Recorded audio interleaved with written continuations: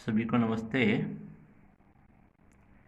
BSc part second में ऊष्मागतिकी के अंदर पिछले लेक्चर में हमने मैक्सवेल के ऊष्मागतिकी संबंध पढ़े थे। आज हम इन ऊष्मागतिकी संबंधों के अनुप्रयोगों के बारे में चर्चा करेंगे। आज दो अनुप्रयोग अपन देखेंगे। पहला होगा क्लासियस-क्लैपेरॉन समीकरण और दूसरा होगा ऊर्जा समीकरण। तो शुरुआत करते हैं। मैक्सवेल के ऊष्मागतिकी संबंध जो हैं वो सभी प्रकार के पदार्थों, तीनों अवस्थाओं ठोस, द्रव और गैस के लिए सभी परिस्थितियों में लागू होते हैं। इनके द्वारा पदार्थ के एक गुण का मापन कर दूसरे गुण की गणना कर सकते हैं। अब चलते हैं पहले अनुप्रयोग की ओर। पहला अनुप्रयोग है क्लासियस-क्लैपेरॉन समीकरण। तो मैक्सवेल का जो द्वितीय संबंध है उससे हम जानते हैं del S upon del V at constant T is equal to del P upon del T at constant V. इस समीकरण को टी से गुणा कर देते हैं दोनों पक्षों में, तो हमें मिल जाता है T del S upon del V at constant T is equal to T del P upon del T at constant V. अब हम जानते हैं D Q is equal to T D S ऊष्मागतिकी का द्वितीय नियम है। तो इस नियम से ये जो मान है टी डी एस, इसका मान डेल क्यू लिख दिया है। बाकी ये टी इसमें गुणा हो गया, इसका मान डेल क्यू लिख दिया है, बाकी एज इट इज़ है। तो del Q upon del V T is equal to T del P upon del T V. Equation 1 मिल गई हमें। समीकरण 1 में बाईं ओर के पद del Q upon del V at constant T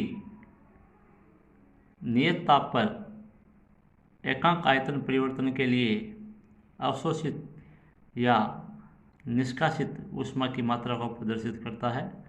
अर्थात नियत ताप पर अवशोषित या निष्कासित ऊष्मा द्वारा पदार्थ के आयतन में परिवर्तन होता है।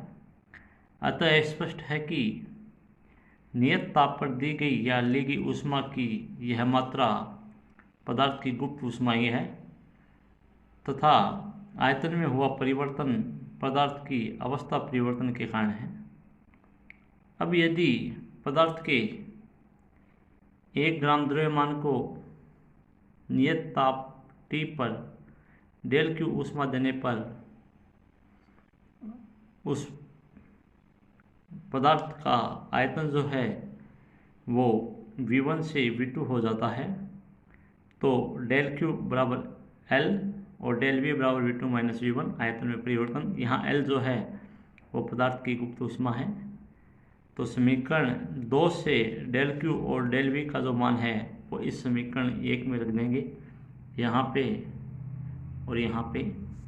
तो रखते ही हमें मिल जाता है L upon V2 minus V1 at constant T is equal to T del P upon del T at constant V। तो यहाँ से del P upon del T का मान मिल जाएगा L upon T V2 minus V1। समीकरण 3। समीकरण 3 जो है ये क्लासियस-क्लैपेरॉन समीकरण कहलाती है। इसे प्रथम गुप्त ऊष्मा समीकरण भी कहते हैं। इस समीकरण के अनुप्रयोग जो है वो 2 अनुप्रयोग हैं जो निम्न प्रकार है। पहला अनुप्रयोग है किसी द्रव के क्वथनांक पर दाब का प्रभाव। जब कोई द्रव उबलकर वाष्प में परिवर्तित होता है तो उसका वाष्प अवस्था में आयतन V2 जो है वो द्रव अवस्था के आयतन V1 से अधिक होता है, अर्थात V2 is greater than V1। अतः V2 माइनस V1 जो होगा एक धनात्मक राशि होगा। तो समीकरण 3 से del P upon del T भी धनात्मक होगी। चूँकि L व T धनात्मक है इसलिए del P upon del T धनात्मक रहेगा। इसका अर्थ यह है कि दाब P के साथ क्वथनांक T भी बढ़ता है और दाब घटने पर क्वथनांक भी घटता है। इस प्रकार कम दाब पर कोई द्रव कम ताप पर ही उबलने लगता है। यदि जल का दाब जो है वो सामान्य दाब से कम कर दिया जाए, सामान्य दाब हम जानते हैं 76 सेंटीमीटर पारे स्तंभ के दाब के बराबर होता है, उससे हम कम कर दें तो जल जो है वो 100 डिग्री सेंटीग्रेड से कम ताप पर ही उबलने लगेगा। तो ये पहला अनुप्रयोग था क्लासियस-क्लैपेरॉन समीकरण का। दूसरा अनुप्रयोग है किसी ठोस के गलनांक पर दाब का प्रभाव। तो जब कोई ठोस पिघलता है तो ठोस के आयतन में कमी या वृद्धि हो सकती है। माना ठोस एवं पिघली अवस्था में जो आयतन है वो क्रमशः V1 और V2 है। ठोस अवस्था में आयतन V1 ले लेते हैं और पिघली हुई अवस्था में आयतन V2 ले लेते हैं। यदि V2 is greater than V1 है तो समीकरण 3 के अनुसार dP/dt जो होगा वो धनात्मक राशि होगी। अतः पदार्थ के लिए दाब बढ़ने पर गलनांक बढ़ेगा और दाब घटने पर गलनांक घटेगा। इसके विपरीत यदि V2 is less than V1 है तो समीकरण 3 के अनुसार dP/dt जो होगी वो ऋणात्मक राशि होगी। अतः ऐसे ठोसों के लिए दाब बढ़ने पर गलनांक घटेगा और दाब घटने पर गलनांक बढ़ेगा। ये विपरीत हो जाएगा पहले वाले के। पहले वाले में जो दाब बढ़ने पे गलनांक बढ़ता है और दाब घटने पे गलनांक घटता है, और यहाँ दाब बढ़ने पर गलनांक घटेगा और दाब घटने पर गलनांक बढ़ेगा। तो ये दो थे। अब अपन चलते हैं ऊर्जा समीकरण में। तो मैक्सवेल का द्वितीय समीकरण जिससे हमने शुरुआत की थी वही समीकरण हमने दोबारा लिख लिया है। इसको नया समीकरण 4 नाम दे दिया है। Del S upon del V at constant T is equal to del P upon del T at constant V. अब ऊष्मागतिकी के प्रथम एवं द्वितीय नियम से डी एस बराबर D Q upon D T होता है। डी क्यू का मान रख दिया है D U plus P D V. तो समीकरण 5 हो गई है। समीकरण 5 से डी एस का जो मान है ये मान यहाँ पे रख देंगे डेल एस की जगह समीकरण 4 में। तो समीकरण 4 में रखते ही हमें मिल जाता है 1/T del U upon P del V upon V at constant T is equal to del P upon del T at constant we.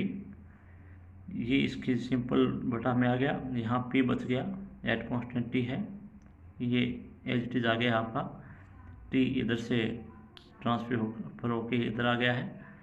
फिर आपका ये जो पी है ये भी इधर आ गया है यहाँ पे। तो इस प्रकार हमें समीकरण 6 मिल जाती है। Del U upon del V at constant T is equal to T del P upon del T V minus P. समीकरण 6 है।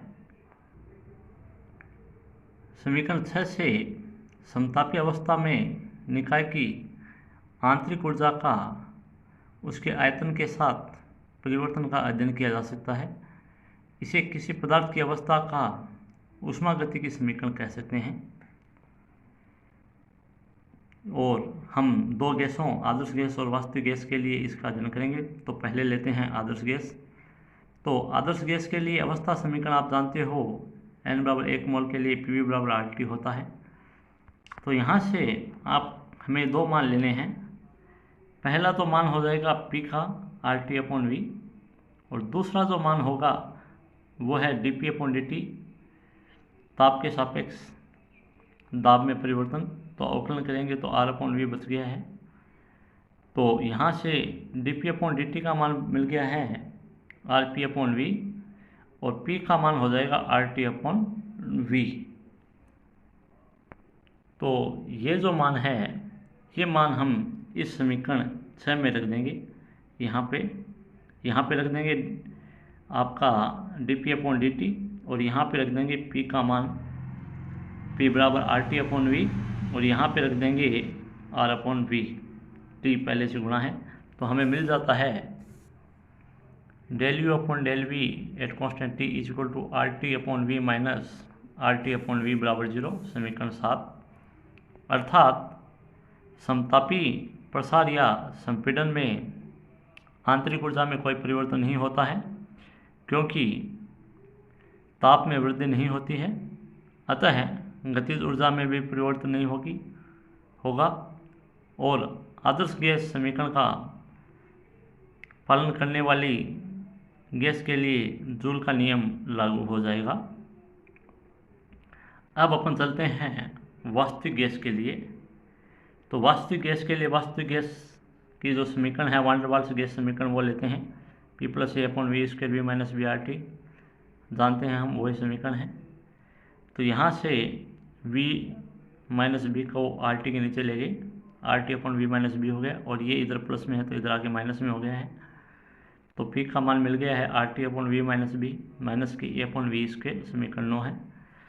वापस इसका हम अवकलन कर देते हैं T के सापेक्ष, तो ये तो 0 में चला जाएगा, R/V - B बच गया। तो डेल P/T का मान हो गया R/V - B, और P का मान आपको दिखाई दे रहा है RT/V - B माइनस के A/V²। तो ये दोनों मान जो हैं, ये P का मान ये है, डेल P/T का मान ये है, दोनों मान समीकरण 6 में रख देते हैं। तो दोनों मान जो है वो समीकरण 6 में रख देते हैं। समीकरण 6 में रखने पे हमें मिल जाता है del U/V at constant T = T R/V - B minus के RT/V - B plus A/V²। Finally ये कैंसिल होके A/V² मिल जाएगा, समीकरण 10।